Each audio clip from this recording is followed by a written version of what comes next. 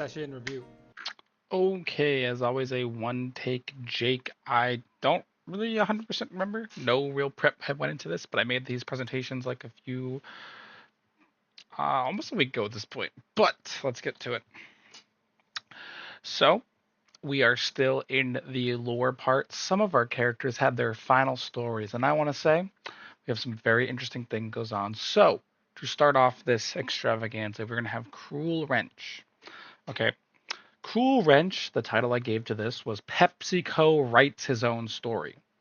So I want to preface this by having you all understand that most players, most of the people in this campaign are simply reliving their life events with a few alterations, but it's mainly their life. Cruel Wrench's life was very different. Cruel Wrench never actually went to the PepsiCo headquarters in this past life. Cruel Wrench simply lived a normal life as a girl orphaned away, kind of learned some trades and eventually became a hunter. PepsiCo did still kind of sign the contract with them all that time ago, but they didn't go to PepsiCo's headquarters. They didn't get nen training. They didn't get all these things. So it's to preface that, just so you know, this is all different. This is all PepsiCo's new writing added to the lore of who Cruel Wrench is. So the contract's been signed in the last Cruel Wrench story. Contract signed. PepsiCo is now then says to Cruel Wrench, "Hey, do you want to come with me to the PepsiCo headquarters, seen on the bottom right, as shown by ChatGPT?" And Cruel Wrench says, "Yes, sure." Cruel Wrench gets to go there, gets to see the production line of Doritos. They get to have all the Doritos they want. They get to be wined and dined and put up in this amazing, wonderful PepsiCo headquarters.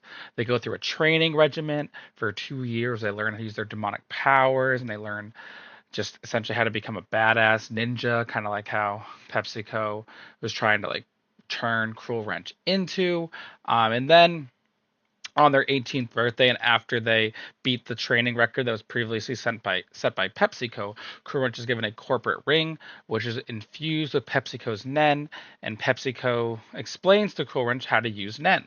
So essentially, at this corporate party, they're all having fun, getting drunk, whatnot, drinking Pepsi, eating Doritos, and he essentially gives Cruel Wrench the ring and then says, "Eat a certain Dorito," and then it will shoot a certain kind of Nen out, and PepsiCo's able to like shoot fire and like make ice come out. So very interesting gift given to PepsiCo or given to Cruel Wrench. Then we skip a few years in the future where Cruel Wrench is then reading through some old books in PepsiCo's study, and they find a book called The Tale of the Pot of Doritos. So in normal time, the pot of Doritos is a real thing. PepsiCo is going to essentially state that, PepsiCo decades ago found the pot of Doritos, learned what Doritos were, became infatuated by them, built up this entire organization on trying to recreate Doritos. PepsiCo is called PepsiCo because PepsiCo wanted to have his own kind of brand and his own kind of image, and he made Pepsi, but the Doritos were something that he found this artifact that would give him infinite power, or not infinite power, but give him, the Doritos, which he loved and were so tantalizingly wonderful. So it really, it really took a hold on him, and he really loved the pot of Doritos. So eventually, he couldn't take it anymore. He was being too tempted by the pot of Doritos. They tempt people to do seemingly some kind of behavior. They pull them in certain ways that he couldn't really describe. So eventually, after he tried to hide it multiple times in the demonic world, he then threw it and discarded it to the human world where it is now. So PepsiCo urges Cruel Wrench, don't look for it. It's not good. We have Doritos here through me. You can get your Doritos through me. There's no reason to find the pot of Doritos. I'm sure they're just the same. But Cruel Wrench is persistent, and Cruel Wrench makes it their mission to essentially find the pot of Doritos. That's all they want to do now they made it to Earth. So Cruel Wrench now having a far different life. They have gone to PepsiCo's headquarters for multiple years, learned so much stuff. We more or less said they could have technically been groomed because they're like, really brought in by PepsiCo. But for suffice it to say, Cruel Wrench then is brought to the Valor Bane Arena. This is an area where you can fight through multiple floors of skilled end users and A new plot point that was added was that if you are able to get to the top of the Valor Beta Arena and defeat the three guardians of the Valor Beta Arena, you are able to become a hunter. So PepsiCo did, or sorry, Cruel Wrench did not have to do a hunter test and not have to join a hunter crew. Simply became a hunter on their own.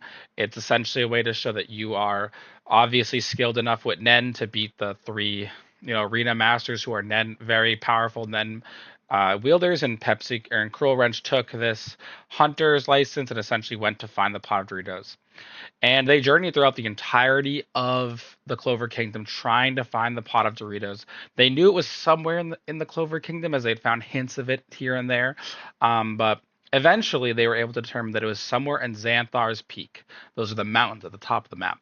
They're not 100% sure where it was, but they took many journeys. And right as the story of Cruel Wrench ends in this episode 3, the last episode we're going to get for the backstory. Cruel Wrench is about to enter into the, or is about to scale the mountain where they know the pot of Doritos are. They've checked every other mountain. They know this mountain has the pot of Doritos. It's the same mountain as in their real life. The pot of Doritos are there. So Cruel Wrench is going to come back to reality very quickly, having two different senses of reality. One where they lived their normal life, became a hunter, and had all these friends, and one where they scaled the Valorbain Arena and then went on a hunt to find the pot of Doritos. The two instances of their existence are going to collide demonstrably. We're going to see how Cruel Wrench deals with this change of what they have in them. But I think it's very interesting. PepsiCo is obviously a demonic being, so using the Nen of this ability, PepsiCo is trying to make his own different influence on Cruel Wrench. So Cruel Wrench is aware that the second life is the wrong life. They're aware that it was part of the Nen thing, and they once they get back to their body, they know. But while they live it, it feels real, and those two lives will conflict. So it's very, very interesting to see. And I don't know how Cruel Wrench is going to play it, but Cruel Wrench now knows where the pot of Doritos is. So it's a side quest waiting to happen if they so want it to be. Let's go to Barabbas, now becoming Bunny. So Bunny is in their final peak. As if you remember from episode 2, Bunny was under the conflict of fighting Tempest, who is a time wizard, who was the person that was causing the essential genocide of her people, and why she escaped and went to the House of Toby. So Bunny is then caught in this ability. They are saved by Toby, seen on the bottom right, who in a big wolf form comes, picks them up, and brings them away. But Bunny is forced to relive many possible realities as per the Time Wizard's ability. So, as you've been seeing today in our current sessions, everyone's only had to live one reality. But Bunny is actually tormented to the entirety of the effect of this ability. That means many different realities occur in this one. Bunny is forced to live through many realities as their 13-year-old self, um, where their friend Gibson doesn't come, and they're never brought to the House of Toby, and they are simply murdered. There are ones where they're able to effectively hide, and they get put in jail with Tempest, and Tempest tries to, find things from them. Some of them they live old, some of them they die early because they can't take the kind of experiments Tempest does on them. They live many lifetimes, remembering the pain that Tempest caused to them. They had done this previously. This is obviously, like I said, their normal timeline. Only Cruel Wrench is altered, but they do it again, and they have to go through it. Eventually, though, we get to one timeline specifically where Tempest is asking to help for Bunny to help get the Nen that is stored inside the amulet seen on the top right here. So the amulet, Tempest is able to understand there's a lot of Nen in it. He wants the Nen, but he has no way to access it as he is not a child of Toby. So Barabbas, the 13-year-old boy, has no idea what this has to do with anything. They don't understand the necklace. They don't really know what's going on. But essentially, Tempest says, if you work with me and you help me, then I will, help you get out of this. If you work with me to open this necklace, you can join me. You can join my side. We will, as she sees around, as Barabbas sees around him, there's many people that are essentially hooked up as batteries and having their nen sucked from them. And Tempest proclaims that if they help them get the nen out of this necklace, they can have it. They can be trained up. They're gonna have their brain altered to make sure they don't defect, and then they can help, turn everyone into batteries, which obviously isn't something Barabbas really wants to do. So Brabus ends up refusing, which then leads to Tempest attempting to activate the necklace himself. And upon doing so, Toby is able to save Barabbas by pulling them out of the ability through the activation of this Nen. So then Toby's only able to pull them out exactly where they are. So the 13-year-old Barabbas wakes up in the middle of the house of Toby with the Toby dog sitting next to them, who is talking to them telepathically and explaining that I'm so sorry. You are now 13 years old. I was able to save you from that Nen ability. I know Nen is something you don't understand, but I urge you, the Wizard King will be coming here. You should try to join the Hunters. Obviously, Barabbas is plastered. There's no idea what's going on. It's crazy. So they decide to take on the name Bunny. They talk with the Wizard King, and they say that they'll have some money given to them. They should join. They should take the Hunter exam when they become 18. However, they never become 18. They actually realize they're not aging, and they don't really understand what's happening. And the Wizard King gives them time to do however they feel, and to wait until they feel ready to become a hunter. So Bunny essentially just falls into sadness, drunkenness, and just kind of deals with the pain of the past any way they can. But they do still have this necklace, which is new. This is a new artifact given by Gibson to Bunny. The idea, I would say, is that since this is a little bit different from the main timeline, in the main timeline, Gibson use his Nen to help Bunny survive without giving it to them, and Toby was able to save them and get out. But in the main timeline, still, Gibson was there, and him and everyone else from the House of Toby died, and Bunny was the only survivor. So a lot of guilt and sadness to live with for those many years afterwards. Okay, I am. This is a long episode. Oh my lord, I'm so sorry. Inu Tawagoto. Sorry. Don't wanna. I want to give you some time too, Inu. Don't get me wrong. So this is exactly as Inu had it here, and I'm gonna paraphrase. But if you want to read the pure lore, it's right here. So Inu has now. He's trained up. He's done his shit. He's gotten stronger. He has a squadron, obviously, of hunters. Inu is joining a squad of old hunters. I am talking level 12 hunters.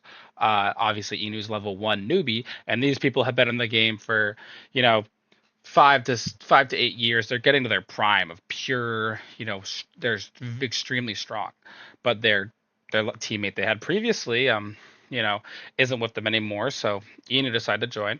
Inu gives this team a little bit of camaraderie. He has a little bit more of the right justice minded than the rest of his teammates did, and he attempts to he kind of brings them together, even though he may not be the strongest. He really does it. So they are going to nickname themselves a super squad, as they are all right-minded people that want to do great righteous things. And this episode starts with Inu and his squad just chilling in the hunter office. They had a great mission, they get congratulated, and they get a new mission. It's a simple mission: weapons cache nearby, go check it out. So it seems simple enough. It seems weird for this extremely powerful team to do such a simple mission. But they hang out, they talk about their old times, all their great adventures, all the cool stuff they did. Everyone kind of teases Inu for being a little silly, a little funny. But, people really think that he brought the team together, and specifically the team leader, um, Tony Gonza, is, really happy that Inu came around.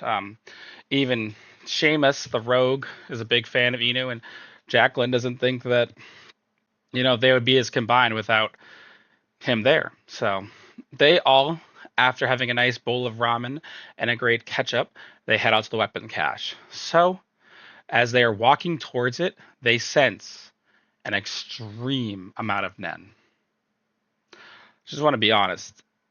It's the amount of Nen to the point where even Inu can sense it, which is abnormal. He is not a Nen real person. He knows little bits about it. People talk about it, but he hasn't really done that much Nen training. So as they're walking in, they sneak towards a They sneak onto the side of the building, crack open a window, and they see there's a hooded figure sitting in the middle where all the Nen is coming from. So they do the plan as they normally do, which is where Seamus, the rogue, is going to turn invisible and attempt to stab the figure, and Tony Gonza, the ranger, is going to attempt to aim an arrow at the figure's head while not being seen. As this occurs, Seamus goes to stab the figure, and a spike comes out of it, stabbing him.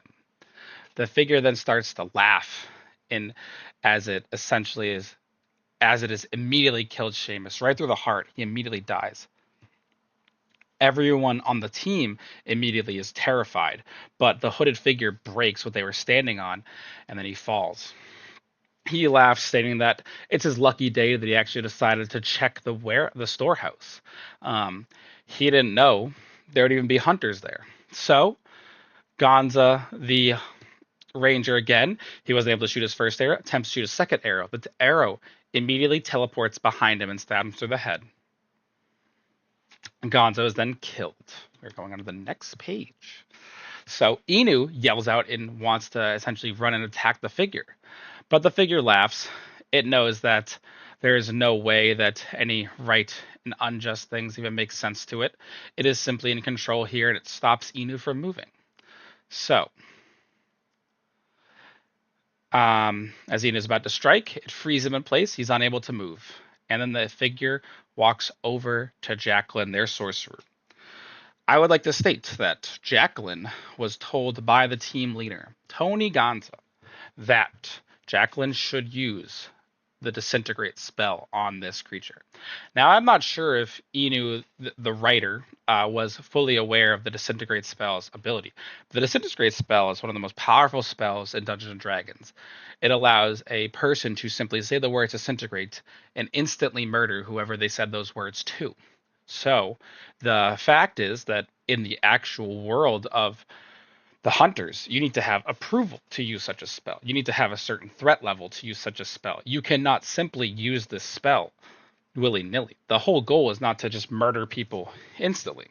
But Tony Gonza said that he believed that there's no way they could escape this threat, and the only way they could win is if they use this spell.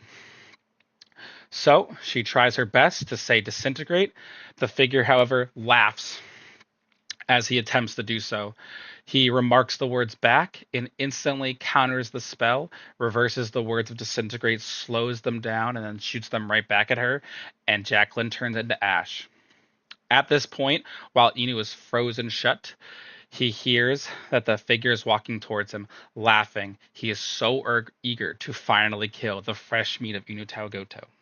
However, as Jacqueline is dying, you can barely see half her face. She shoots as a mental image or mental message to Inu, telling him to carry on their dreams, the dreams of their team. The team wasn't the same way as it was with Inu, and he needs to use whatever he can to do it, to keep forward. Inu is unaware that one of the main ideas of the Hunter organization is if you are to die, you should send your Nen to your teammates lest the enemy get control of it, as we are constantly in battle to control more Nen in these ways. So Inu is given the Nen of the entire team, told to make his adventure on, and he sadly is teleported to a random field in the middle of nowhere and realizes that all of his friends are most likely dead. We cut back. Inu is wrapped in one of those like blankets hiding away from the horrible reality of what just occurred. And Inu is learning about the investigation. The Wizard King comes in and explains to everyone, including Inu, that there were no traces of anything found at the crime scene, only the dead body of Inu's 3 teammates. The Wizard King gives Inu his condolences, saying that he can please take off as much time as he needs. He feels so sorry, but he knows that that team really did truly care for him, and he is so sorry that he has to be the one to live with this guilt. Inu bids farewell to the Wizard King, takes his leave of absence, and makes his way to the Colosseum to figure out what he wants to do with the rest of his life. And that is where the episode 3 stories end. My lord, was that one a bit of a doozy. Look at that, 20 minutes on a single recap. But listen, I hope y'all had a good time. It was a lot of yapping. I know no one's gonna watch this. If you watch this, comment. No one's gonna comment. But thank you so much for watching. I hope you like the stories. See you in the next one. Next one, we're gonna talk about the Nen abilities that everyone got.